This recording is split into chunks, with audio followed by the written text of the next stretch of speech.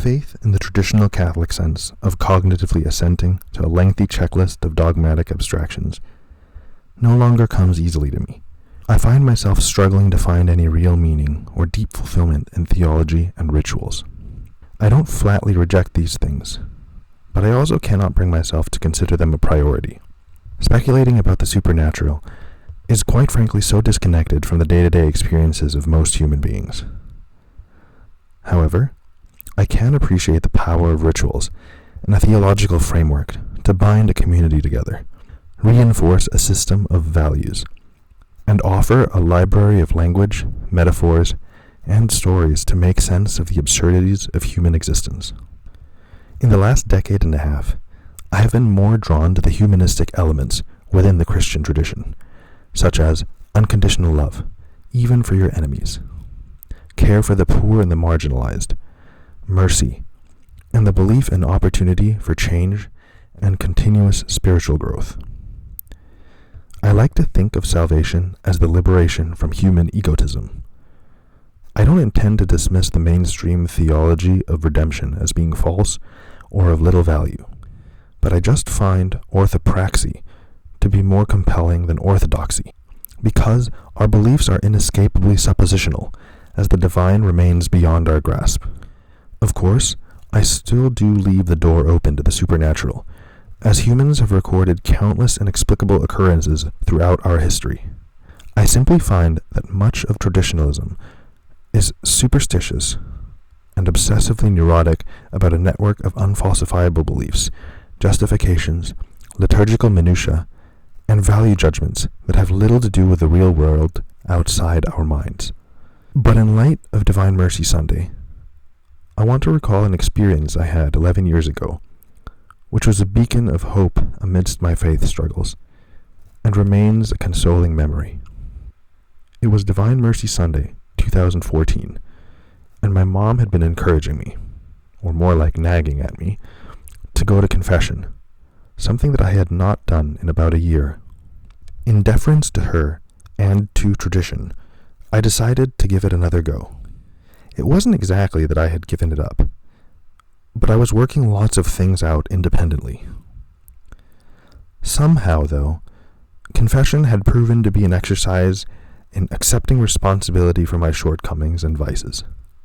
Perhaps there is therapeutic value in saying out loud those things of which we are ashamed and which we regret. Despite my ambivalence about there being a supernatural component to the sacrament of confession, I still find there is power in verbalizing those character flaws against which we struggle and which we hope to overcome, and maybe herein lies the practical efficacy of reconciliation. Being at church that day was peculiar in that I felt unusually moved by the huge number of people gathered for Mass and lining up for confession, which was taking place both indoors and outdoors. In a fairly rare occurrence, both ritual and tradition had some deeply emotional impact on me, and that caught me off guard. I ended up making a confession to a priest with whom I felt close. Let's call him Father Lenny. He was an older man who discovered his vocation to holy orders in his later years, after having lived a full life as a husband and father. It was only after the passing of his wife that he entered into the priesthood.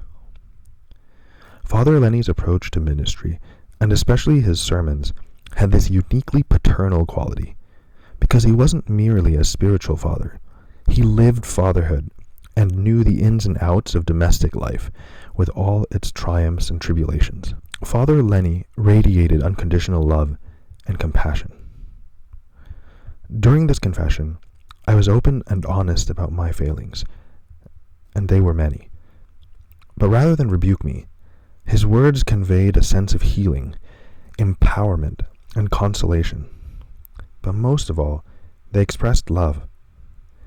As we held hands in prayer, he made me feel that he was proud of me for taking the step to overcome certain sins. Father Lenny gave me a sense of being on this journey, where no matter how much I stumbled and groped in the darkness, I wouldn't be condemned. I wouldn't be alone. That Divine Mercy Sunday felt like my own prodigal son moment. Father Lenny embodied the ethos of Pope Francis, that the church is a hospital for the sick, and we are here to accompany all who struggle in life. One way or another, we all have our demons, against which we wage war daily. And even on the days where we feel emotionally and psychologically beaten down, how wonderful it is to be reminded that we are loved.